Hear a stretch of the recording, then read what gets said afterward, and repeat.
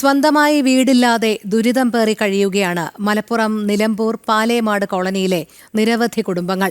പലരും എടക്കര പഞ്ചായത്തിൽ അപേക്ഷ നൽകി കാത്തിരിക്കാൻ തുടങ്ങിയിട്ട് വർഷങ്ങൾ പിന്നിട്ടു. ഇനി എന്ത് ചെയ്യണമെന്നറിയാത്ത അവസ്ഥയിലാണ് കോളനിവാസികൾ. ഇത് നിലമ്പൂർ എടക്കര പഞ്ചായത്തിലെ പാലേമാട് കോളനി.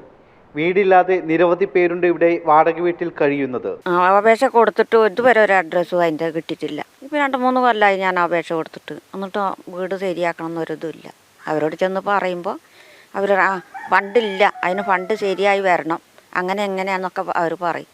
എന്നാൽ അത് കേട്ട് ഇങ്ങോട്ട് തന്നെ മടങ്ങിപ്പോരും. വർഷങ്ങളായി എടക്കര പഞ്ചായത്തിൽ വീടിനായി അപേക്ഷ നൽകി കാത്തിരിക്കുകയാണ് ഇവർ.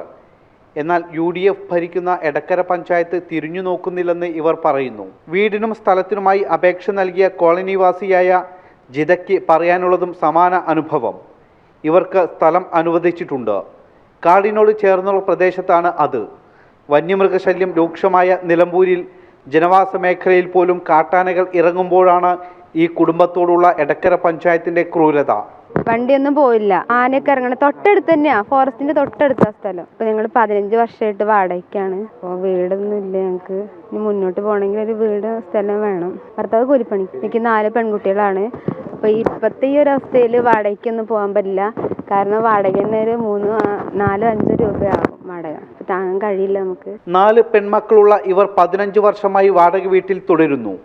ഇങ്ങനെ വീടും സ്ഥലവും ഇല്ലാതെ കഷ്ടപ്പെട്ട് ജീവിക്കുന്ന നിരവധി പേരുണ്ട് പാലേമാട് കോളനിയിൽ. വീടില്ലാതെ കഷ്ടപ്പെടുന്ന നിരവധി പേരുണ്ട് എടക്കര പഞ്ചായത്തിൽ. എന്നാൽ ന്യൂനപക്ഷ പ്രീണനം മാത്രം ലക്ഷ്യമാക്കി ഇത്തരം വിഷയങ്ങൾ ബോധപൂർവം മറച്ചുവെക്കുകയാണ് ഇടത് വലത് മുന്നണികൾ.